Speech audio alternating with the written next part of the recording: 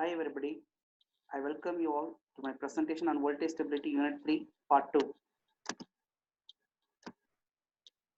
In this presentation, we are going to discuss about voltage stability indices,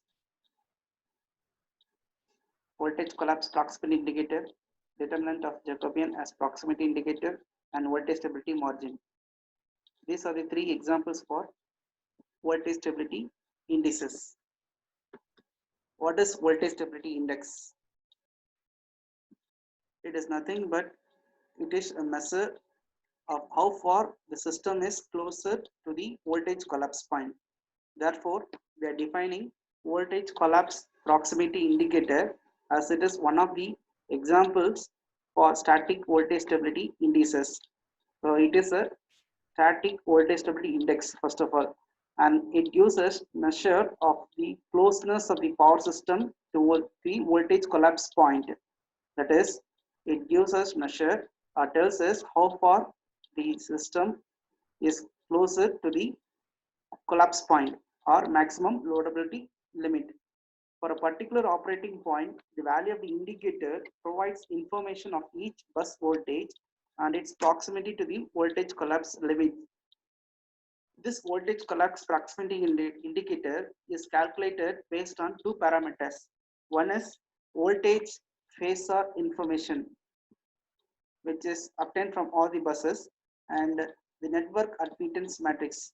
With the help of voltage phasor information of the load buses, the system, and the network admittance matrix, one can easily calculate the value of voltage collapse proximity indicator.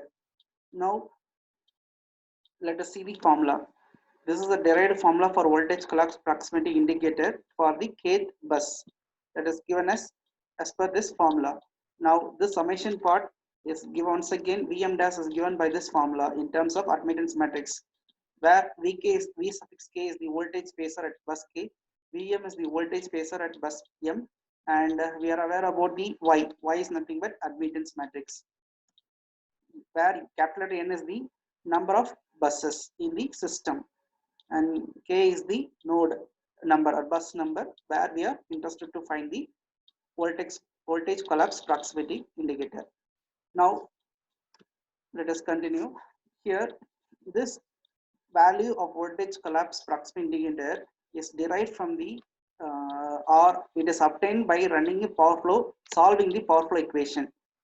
How do we solve the power flow equation? There are various methods for solving the load flow problem or power flow equation.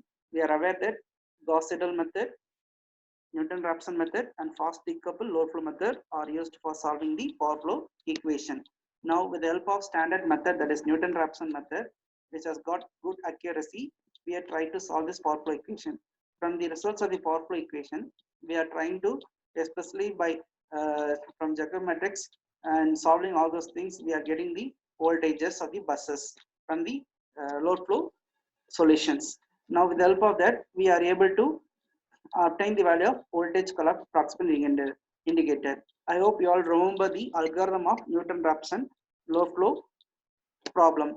First of all, with available data, we will calculate the Y bus or admittance matrix. So I mentioned already that voltage collapse proximity indicator is calculated based on two parameters. One is, as you see here, admittance matrix. This is obtained with the help of Newton-Raphson method, and bus voltages, especially phasor voltage, which is obtained with the all buses.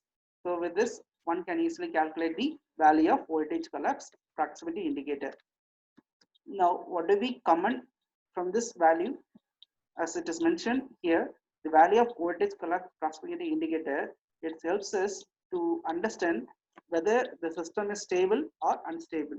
How do we judge the system is stable, or when it is voltage stable, when it is voltage unstable? We can see here the value of voltage collapse proximity indicator. It lies between the value of 0 and 1. That is, it varies from 0 to 1. If the index, if VCPA, voltage collapse proximity indicator is 0, the voltage at bus K is considered stable. So otherwise, we can say that if the voltage collapse proximity is closer to 0, we can comment that, or we can conclude that the power system is voltage stable. And if the index is closer to unity, or it is U1, the value is 1, we can comment that voltage collapse has occurred, or we can say that it is voltage near to the voltage unstable condition. What is the advantage of this method? This method is so simple to calculate and also offers faster calculation. These are the two main advantages of voltage collapse proximity indicator. I hope you are able to understand um, the concept of calculation of voltage collapse proximity indicator and how do we interpret this value.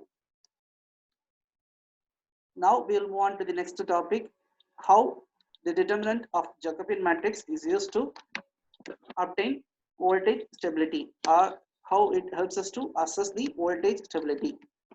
Now we are considering a generator which is connected to your load bus through a lossless transmission line as shown in the figure. We have got a generator, it is connected to the load bus where the load is connected through a transmission line. We are assuming that it is a lossless transmission line, and the two voltage of the buses, E is at the sending end the voltage at the sending end buses E angle 0 degree, whereas B angle theta degree is the voltage of the corresponding to load bus. This is a simple two bus system. Now let us try to formulate the power flow equations for this considered two bus system. We are having had two functions, F1 in terms of function 1 in terms of E, B and theta, whereas equation 2 function of E, B, theta as mentioned here. Or we can say that we can take this P left hand side, Q left hand side, and we can comment that P is equal to minus EB by X sin theta, Q is equal to EB by X cos theta minus V square by X. This formula already were derived in the previous video. I have mentioned how we are obtaining the value of P and Q for a considered two bus system. I hope you remember that equations. So now we are continuing with this. We are trying to formulate, or we are trying to define the Jacobian matrix for this power flow equation. We all remember that we have to differentiate partially the function with P with respect to del and P with respect to V, and similarly we have to differentiate Q with respect to theta and theta and V. So finally, by after differentiating and substituting, we get this equation. Now let us differentiate this first equation with respect to theta, function 1 with respect to theta. So what is the difference of sin theta? It is cos theta. It remains constant, EV by X, X cos theta. And when we differentiate with respect to V, E by X sin theta is a constant. So when we differentiate V, it is 1. Therefore, we get E by X sin theta. Similarly, we get for when we differentiate Q with respect to theta, we get EV by X sin theta, because when we differentiate cos theta is minus sin theta, minus will become plus. And when we differentiate with respect to V, we will get this 2V by X, and this term we will get minus E by X cos theta as it is constant. So finally, we get the equation for Jacobian matrix. We are all aware that as the determinant of Jacobian will become 0 at the maximum loadability limit or the voltage collapse point, because at that point what will happen now, the load flow solution will not converge. We face the problem of ill conditioning. So beyond that we cannot load the power system. Let me repeat once again, at the maximum loadability point or voltage collapse point, the Jacobian matrix determinant will become 0, and because of this we face the problem of ill conditioning, that is the power flow solution will not converge. So that condition we are making use of it to derive a condition for this condition for obtaining the critical voltage. Therefore we are doing, we are trying to find the determinant from this Jacobian matrix, that is shown here, minus E square V by X square plus 2E V square by X square cos theta, and we are equating to 0. And when we equate, we are trying to simplify this equation, rearrange. Finally we get cos theta is equal to 1 by 2 V by E, that is V small v is in terms of we are replacing by V by E as small v. Finally this is a critical voltage small v, it can be 0.5, it can be 1 by 2 cos theta. So this corresponds to the condition of the critical voltage derived as in the previous chapters. So now in general the power system Jacobian becomes singular at the maximum power point, as I mentioned earlier. This may leads to convergence problem if one applies the traditional Newton-Raphson method to solve power flow equations. Now Few description about this determinant of Jacobian matrix. It is established that proximity of voltage collapse in a power system, it is indicated by the condition of the Newton-Raphson power flow Jacobian matrix. At the point of voltage collapse, what do we observe is the determinant of Jacobian matrix of Newton-Raphson power flow analysis becomes zero. As such, the elements of load flow Jacobian matrix can be used to indicate voltage instability problem of a power system. Now we are going for another condition. We have got, if we have got different power factors, or we can vary the power factors at the load bus, and we can observe what is the impact on the determinant. We observe that when it all the load flow analysis does not converge for any load factor when determinant of Jacobian matrix becomes zero. Now we can see that as power factor increases, the loading margin also will increase, that we have discussed earlier. Now what is the final conclusion is, we can say that the determinant of Jacobian matrix can also be used as one of the voltage stability, static voltage stability index in order to assess the voltage stability. We can comment whether system is stable or voltage unstable. Thus, we have discussed two methods. One is voltage collapse proximity indicator and determinant of Jacobian matrix. How these two methods are helping us to assess the voltage stability level of the power system. The next method is voltage stability. What do you mean by voltage stability margin? It is nothing but distance between the current operating point and the voltage collapse point or the maximum loadability limit. The distance between the current operating point and the maximum loadability point is known as the voltage stability margin, otherwise called as loading margin, otherwise called as real power margin. How do we calculate the real power margin?